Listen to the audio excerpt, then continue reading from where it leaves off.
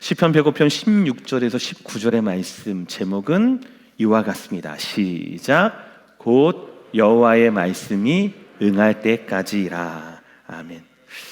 좋은 얘기니까, 축복의 얘기니까 한 번 더 얘기했으면 좋겠어요. 우리 3번 얘기합시다. 새해 복 많이 누리십시오. 눈을 마주치고 웃으면서 복을 빌어주는 마음으로 다 함께 시작. 새해 복 많이 누리세요. 옆에 보시고요. 새해 복 많이 누리세요. 다시 한번 새해 복 많이 누리세요. 여러분 복 많이 받으시면 저도 좀 나눠주시기를 부탁을 드릴게요. 2023년 새해에도 예배와 말씀, 하나님의 은혜를 통한 믿음의 복이 여러분과 여러분의 가정 가운데 가득 임하게 되기를 주의 이름으로 다시 한번 축복합니다.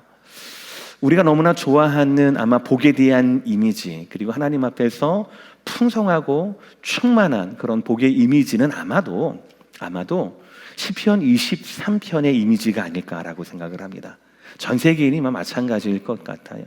특히 우리가 푸른 초장에 한가롭게 누워있는 살투툭하게 찐 저처럼 찐 그 양이 아주 근심 없이 편안하게 이렇게 웅얼웅얼하는 것, 그 이미지가 아마 저와 여러분께는 하나님을 목자로 둔 양으로서의 평안함, 우리의 평화를 말한다라고 할 수 있겠어요.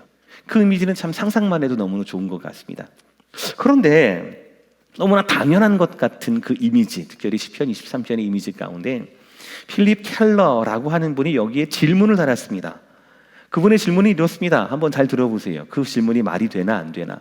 아니 어떻게 양이 푸른 초장에 편안히 누울 수 있는가라는 겁니다. 어떻게 양이 푸른 초장에 편안히 누울 수 있는가라는 것이었어요. 그도 그럴 것이 우리가 동물의 왕국이나 아니면 내셔널 지오그래피 같은 어떤 채널을 보게 되면 동물들의 세계에서 편안히 누울 수 있는 것, 하품 쩍쩍하면서 막 꼬리를 흔들면서 막 있을 수 있는 것은 호랑이, 사자, 하마, 코끼리 이런 것처럼 더 이상 두려워할 적이 없는 먹이사슬의 최상위 포식자의 경우에만 해당이 되는 혜택이에요. 특권이에요. 그렇죠? 그런데 우리가 생각하는 양들은 뭡니까? 육식동물도 아닐 뿐더러 날카로운 이빨이나 발톱도 없는 아주 약한 초식동물입니다. 늘 경계해야 하고 늘 도망칠 준비를 해야 하는 동물군에 속하죠. 굉장히 약한 동물이에요. 그러니까 이 필립 켈러라는 이분의 아니 어떻게 양이 편안하게 다른 늑대나 곰이나 이런 눈치를 보지도 않고 편안하게 배 깔고 푸른 초장에 쉴 수가 있을까라는 질문은 그런 면에서는 굉장히 합당한 질문 같아요. 사실 이분은 동아프리카 선교사님의 아들로 태어났어요. 그래서 어릴 때부터 미국 문명사회가 아니라 이런 동물이나 목축, 농장 이런 여러 가지 경험이 있었다라고 합니다. 특별히 또 이분도 거기에 대해서 공부를 했대요. 농업학자였다라고 합니다. 그러니까 자기의 경험과 자기가 공부한 이것을 성경에서 발견하다 보니까 이게 좀 궁금했던 거예요. 그래서 이분의 성격이 아마 대단했던 것 같습니다. 궁금해서 팠대요.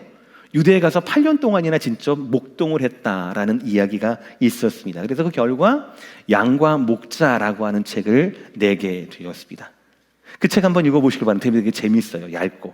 근데 그 책에 따르면 양이 시편 23편의 말씀처럼 편안하게 배 깔고 누울 수 있는 그런 조건이 4가지가 있다라고 합니다. 4가지 모두가 충족이 되어야 양은 그렇게 한다라는 겁니다. 한번 들어보세요. 첫 번째, 양은 겁이 많대요. 그래서 자기를 공격하는 맹수로부터 자유롭고 안전하다고 느껴야만 그 자리에 쉴 수가 있다라는 겁니다. 말이 되죠? 또 2번째, 양은 긴장을 많이 해서 양이 누울 그곳이, 엎드릴 그곳이 해충이 없어야 한다라는 겁니다. 그러니까 털 있는 짐승이 밖에서 이렇게 배 깔고 누워 있으려면 해충으로부터 자유롭다는 거죠. 그러니까 첫 번째, 적이 없고 안전하다고 느껴야 하고, 2번째는 해충이 없어야 한다라는 조건입니다. 3번째는 뭐냐면 양들은 혼자 다니지 않고 무리를 지어 다니기 때문에 양들이 있는 그 사회, 그 무리 안에 평화가 있어야 한다라는 겁니다. 또 이해가 되죠? 마지막 4번째는 바로 뭐냐면 이게 제일 재밌어요. 배고프지 않아야 한답니다. 배고프지 않아야 그러니까 등 따십고 막 이래야만 양들은 거기에서 배 깔고 누워 잘 수가 있다라는 거예요.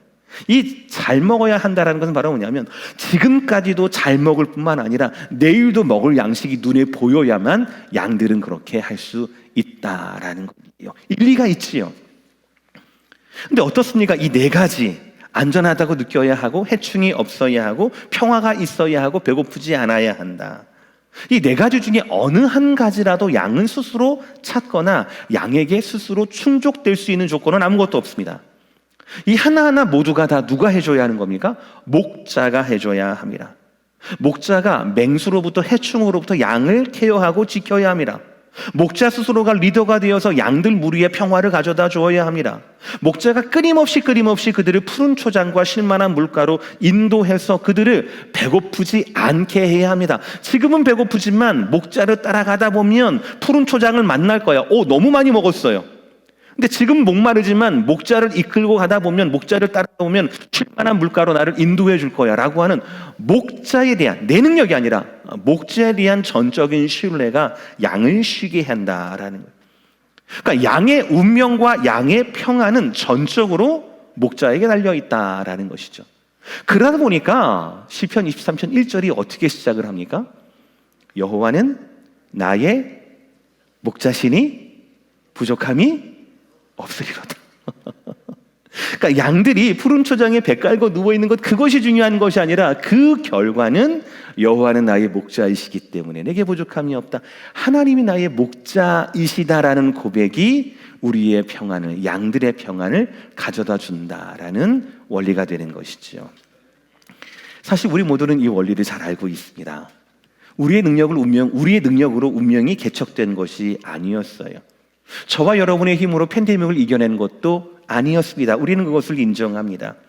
지난 우리의 삶에 하나님께서 목자가 되어 주셨습니다. 그래서 우리에는 부족함이 없었어요. 그래서 우리는 소원하기를 2023년도, 새로 시작하는 2023년도에도 하나님의 하나님 되심이 끊임없이 내게도 인도해 달라라고 하는, 그래서 내 삶에 하나님의 목자 되심이 확인되는 2023년이 되게 해달라라는 것이 바로 저와 여러분의 오늘의 소원이 될 것입니다. 저는 오늘부터 1월 한 달 동안 요셉에 대해서 여러분과 함께 살펴보려고 합니다. 내일부터 시작되는 새벽 기도회, 오늘은 시편 105편에서의 요셉의 삶을 살펴볼 것이고요. 내일부터 일주일 동안, 그리고 그 이후에 금요일 주일 총 13번의 시간을 통하여서 창세기에 나와 있는 요셉의 삶을 여러분과 말씀으로 함께 나누려고 합니다. 가능하시면, 운전을 하실 수가 있으시다라면 여러분, 물론 유튜브도 좋지만 우리 현장에 나와서 함께 말씀도 나누시고 함께 찬양도 하시고 함께 기도하시는 저와 여러분 되시기를 주의 이름으로, 주의 말씀으로 축복합니다. 요셉은 꿈의 사람이었습니다. 요셉은 인내의 사람이었어요. 그리고 또 요셉은 순종의 사람이었습니다. 우리가 생각하는 요셉은 17살 때부터, 어려움 당하던 17살 때부터 그가 청년의 때에 총리가 되었던 그 시절을 우리는 참 많이 기억을 합니다. 그래서 제가 이 말씀을 준비하면서, 요셉에 대한 인물 강해를 준비를 하면서 저는 새로운 사실을 하나 좀 깨닫게 되었어요. 그리고 그 사실이 제 가슴을 막 두근두근 되게 됐고요. 저뿐만 아니라 우리 교회 모든 성도들의 꿈이 되었으면 좋겠다라는 그런 지점이 한 가지가 있었습니다. 그것이 뭐냐면, 내일 말씀을 드릴게요. 이러면 안 되겠죠. 그게 바로 뭐냐면요, 우리가 기억하는 17살의 그 요셉, 총리가 되었던 그 요셉, 그 젊은 날 청년의 심장을 가지고 그는 110살 때까지, 그가 하나님의 부르심을 받기 전까지 그는 청년의 심장으로 살아왔다라는 것이에요. 예전에 저는 요셉에 대해서 설교를 하거나 은혜를 받을 때, 유혹을 이겨낸 요셉 대단해, 우와, 총리가 된 요셉 참으로 대단해. 근데 요즘에는 말씀을 준비하다가 여러분과 함께 목회를 하면서, 와, 어떻게 청년의 심장으로 110세까지 그렇게 끊임없이 하나님 앞에서 불태울 수 있었지? 라고 하는 것이 저에게는 또 다른 포인트가 되었어요. 저는 그것이 너무나 부럽습니다. 여러분도 부럽지 않으십니까? 어떻게 요셉이 그럴 수 있었을까요? 그는 본능에 따라 살지 않았습니다. 그는 생존에 의해 살지 않았습니다. 그는 한 가지, 하나님만을 목자로 삼아서 살았다라는 것이에요. 이것이 그의 삶의 비결이었습니다. 저는 이러한 요셉의 삶이 너무나 좋아요, 부럽습니다. 그리고 우리 모두가 그의 삶을 닮아갔으면 좋겠습니다.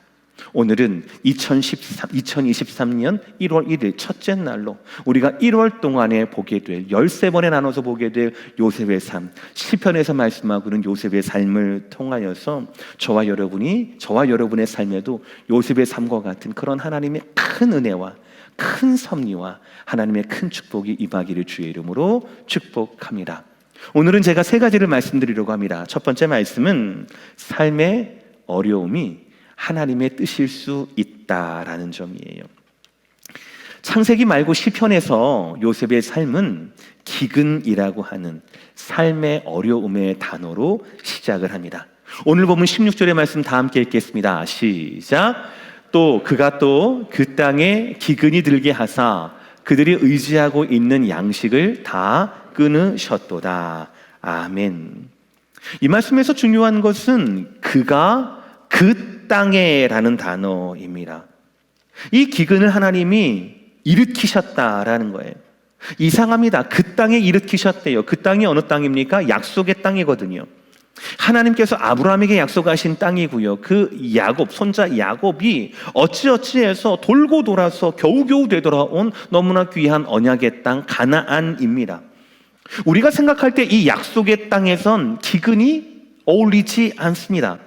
게다가 지금 야곱은 이스라엘이라는 이름으로 바뀌었고요. 그에게는 12아들이 있었습니다. 하나님께서 아브라함에게 약속하셨던 그 약속이 야곱을 통하여서 그 사람을 통하여서 그 땅에서 이루어져야만 하는 분위기 같아요. 그것이 훨씬 더 자연스럽습니다. 그런데 하나님이 약속하신 그 땅에 아직 그 사람들이 살고 있음에도 불구하고 기근을 주셨다라니요. 이래서는 안 되는 겁니다. 하나님이 그러실 수는 없어요.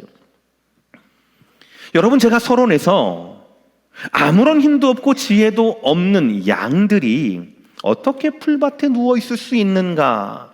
그 이유는 오직 한 가지, 목자 때문이다라고 말씀을 드렸습니다. 풀을 먹고 물을 먹는 것은 양들이지만 그들은 앞을 보지 못합니다. 그들이 믿는 것은 자신의 시선이 아닙니다. 자신의 시야가 아니에요. 책을 읽어보니까 양은 지독한 근실이에요. 멀리 못 본대요. 또 책을 보니까 양은요, 이렇게 벌러덩 뒤로 눕잖아요. 그러면은 죽는데요. 일으켜주지 않으면. 세상 쓸모없는 게 양 같아요.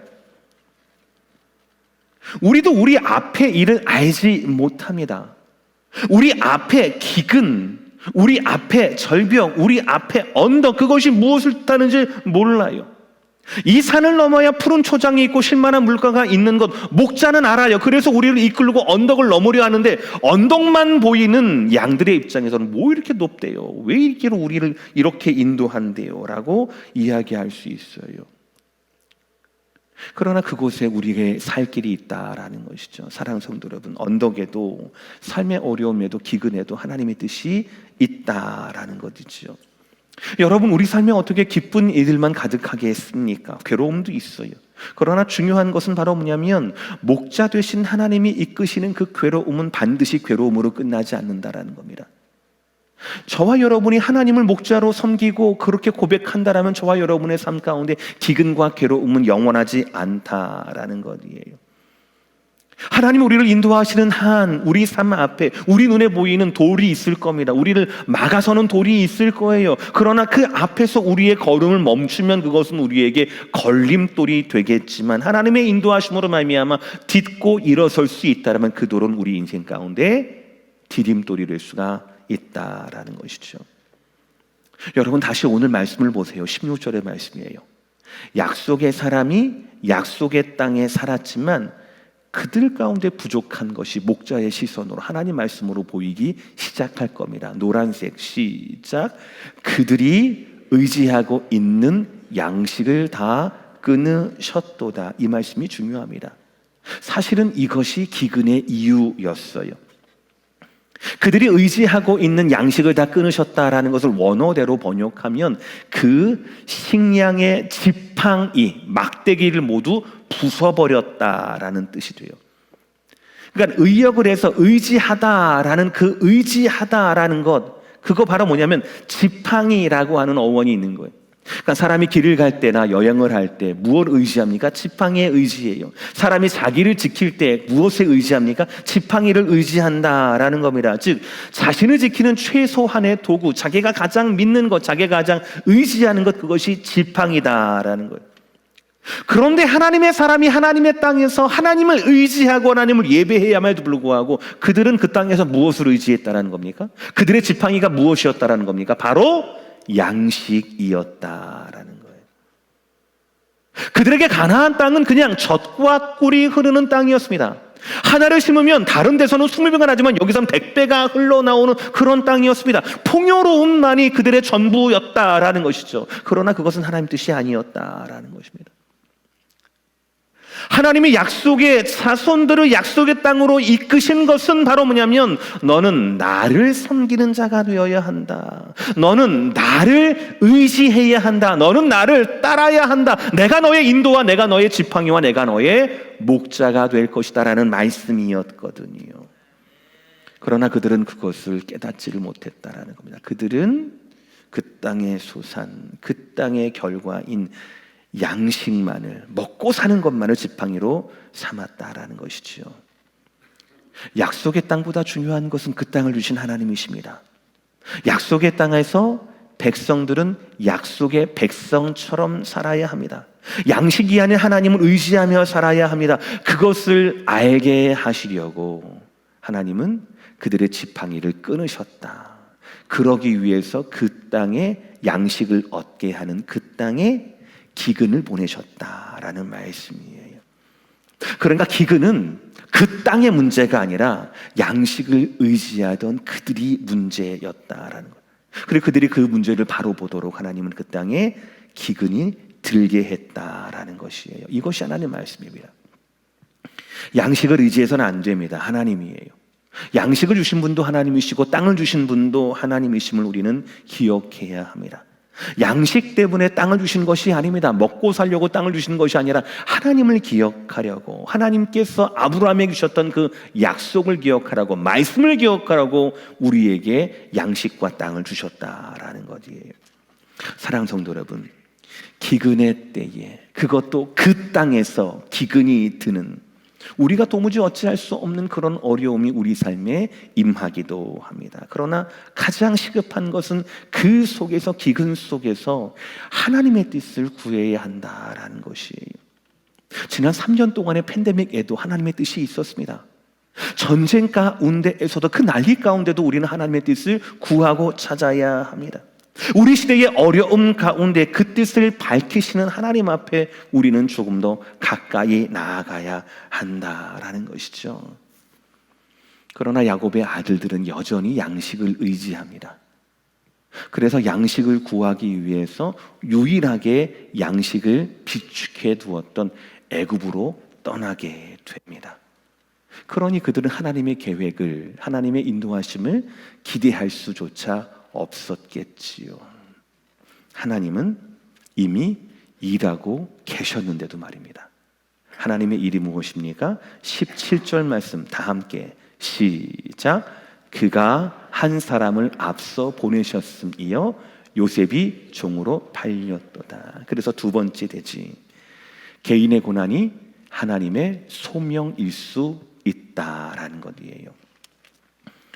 우리가 아까 전에 봤던 16절에는 모두의 어려움이었습니다. 너나 할 것 없는 모든 사람들의 어려움이었습니다. 그러나 17절 말씀에는 요셉이 등장하고 한 사람의 고난이 표현됩니다. 그러나 성경을 자세히 보시면 분명합니다. 16절에도 그 기근을 하나님이 허락하신 것이고 17절에도 요셉을 보낸 것도 다른 누구가 아니라 하나님이시다라는 것이에요. 시편 말씀은 이 요셉의 애굽으로 가는 모습을 이렇게 표현합니다. 18절의 말씀, 그의 발은 착고에 차고 그의 몸은 쇠사슬에 매였으니. 시편 말씀은 일부러 요셉의 고생 이야기를 한 장면만 픽업합니다. 보디발의 집에서 가정 총무를 했던 시절은 건너뛰고 그가 억울한 누명을 쓰고 감옥에 갇히는 장면들이에요. 애굽에서 중주에는 저렇게 취급이 되었던 모양입니다. 이중으로 발에는 착고를 채우고 목이나 몸에는 또 쇠사슬로 이렇게 해서 감옥에 끌려가는 그런 장면입니다. 요셉이 어떤 사람이었습니까? 어렸을 때부터 아버지의 편에 가까운 사랑을 독차지한 사람이었습니다. 또 요셉은 어떤 능력을 가진 사람이었습니까? 종으로 팔렸지만 그럼에도 불구하고 얼마 지나지 않아 보디발의 집에서 가정 총무로 집안일 전부를 관정했던 그런 요셉이었습니다. 사랑받는 사람이었고 능력이 있는 사람이었습니다. 그러나 그랬던 사람이 저런 모습으로 이중으로 발과 몸이 묶이고 죄수로 끌려가는 이 모습은 비참함과 더불어서 극도의 분노를 불러일으켰을 거예요. 아마도 자신의 순결을 지키기 위해서 그렇게 지켰던 하나님이 결국 이렇게 만드셨는가라고 하는 원망의 탄식이 있지는 않았을까요? 그러나 우리는 요셉의 마지막을 알아요. 왜냐하면 요셉의 삶은 요셉의 책임이 아니라 하나님의 책임이었기 때문이었습니다. 그리고 요셉은 그것을 잘 알았습니다. 그는 끝까지 하나님을 목자로 믿고 따랐어요. 그의 발과 몸이 이중으로 착고와 쇠사슬에 매여 있을 때 하나님은 얼마 되지 않아서 이것을 완전히 역전시킵니다. 놀라운 것으로 보상받게 만드셨어요. 그의 발과 몸에 채워진 그 쇠사슬은 얼마 가지 않아서 바라고 주었던 인장 반지로 세마포 옷으로 목에는 금사슬로 왕의 버금가는 수레를 타는 영광을 누리게 됩니다. 창세기에서는 이렇게 말씀하고 있어요. 창세기 41장 42, 43절 제가 있습니다. 자기의 인장 반지를 빼어 요셉의 손에 끼우고 그에게 세마포 옷을 입히고 금사슬을 목에 걸고 자기에게 있는 버금수로에 그를 태우매 무리가 그 앞에서 소리지기를 엎드리라 하더라. 뭐라고 합니까? 바로가 그로 애굽 전국을 총리하게 하였더라. 아멘. 잠깐만요, 여러분. 우리의 시선은 지금 요셉의 뒤바뀐 팔자가 아닙니다. 요셉의 액세서리가 아니에요. 그의 반지, 그의 옷, 그의 음사슬, 그가 타는 수레가 아닙니다. 그가 총리 되었던 것이 아닙니다. 2023년 저와 여러분이 목표해야 할 것들은 그런 것들이 아닙니다. 그런 것들을 가능하게 하신 진짜 이유입니다. 진짜 요셉을 이끄신 목자입니다. 누구입니까? 하나님이에요. 총리가 된 요셉이 우리의 볼이 아닙니다. 하나님이 함께 하시는 요셉이 저와 여러분의 삶의 목적이라는 거예요. 다시 한번 오늘 17절의 말씀 보시길 바랍니다. 그가 한 사람은, 즉 하나님께서 한 사람을 앞서 보내셨으며 요셉이 종으로 팔렸도다. 16절에 기근도 하나님께서, 17절에 요셉이 가게 한 것도 하나님이라고 말씀하셨어요. 그리고 16절에 기근 때문에 가난에 살았던 이 야곱의 아들들은 그 양식이 주인 되는 것을 버리지 못하여서 양식을 구하기 위해서 애굽으로 가서 총리에게 머리를 숙입니다. 그러나 17절에 이 모든 일이 있기 이전에 하나님은 한 사람을 앞서 보내셨다라는 거예요.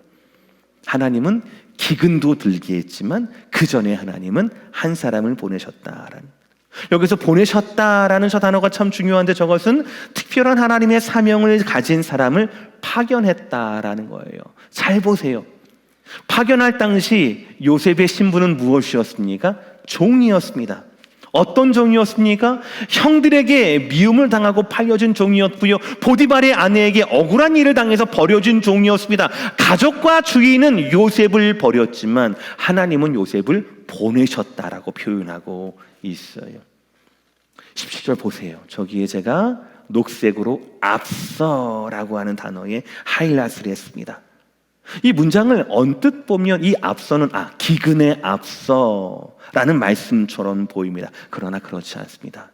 영어 성경을 보면 저 앞서는 before them이에요. 즉 애굽을 향해 갔던 야곱의 형들이 가기 전에, 그 야곱의 형들이 가기 전에 앞서서 요셉을 하나님이 보내셨다라는 거예요. 기근이 주인공이 아닙니다. 하나님은 기근을 향하여서 케어하지 않습니다. 약속하지 않습니다. 기근은 하나님의 수단일 뿐입니다. 하나님은 하나님의 사람을 돌보신다라는 거예요.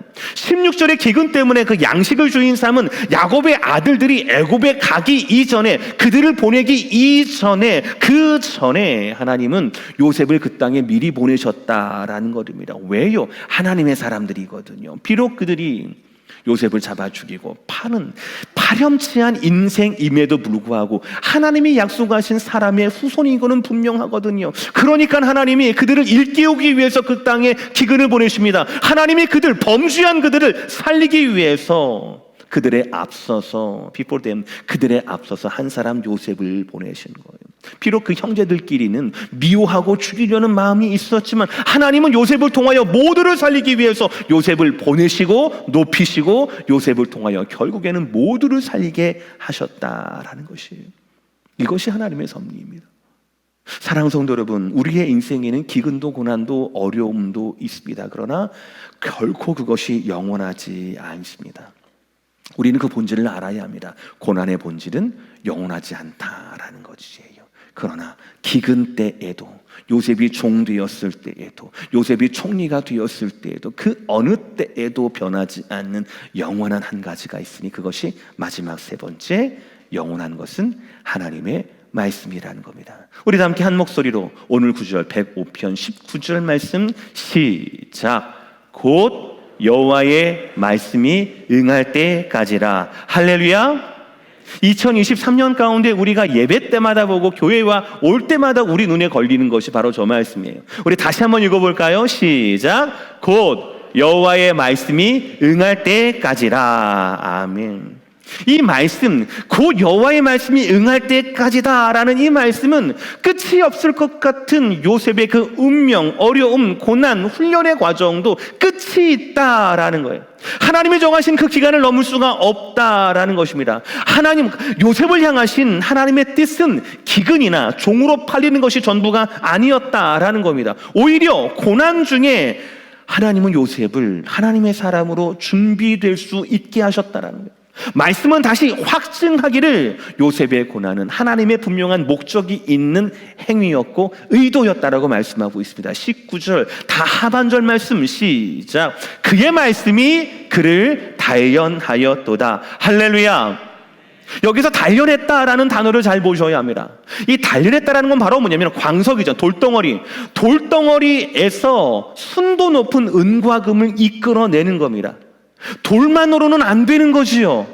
원석이라 하더라도, 아무리 귀한 원석이라도 해도 이것은 부서져야 하는 겁니다. 깨져야 하는 겁니다. 그래서 뜨거운 용광로에 들어가야 되는 겁니다. 그리고 난 다음에 끝납니까? 아니에요. 재련하고 불의 시험을 통하여서 정금처럼 만들어져야 한다라는 겁니다. 요셉이 바로 그랬다라는 것이고, 무엇이 요셉을 그렇게 단련시켰다고요? 무엇이 그렇게 요셉을 자기 가족과 그 시대를 살리는 사람으로 단련시켰다고요? 바로 그의 말씀이 그를 단련시켰도다. 할렐루야. 요셉의 인생이 전환된 것도 하나님의 말씀이 응할 때까지였고, 요셉을 변화시키고 요셉을 준비한 것도 바로 하나님의 말씀의 단련함이었다라는 겁니다.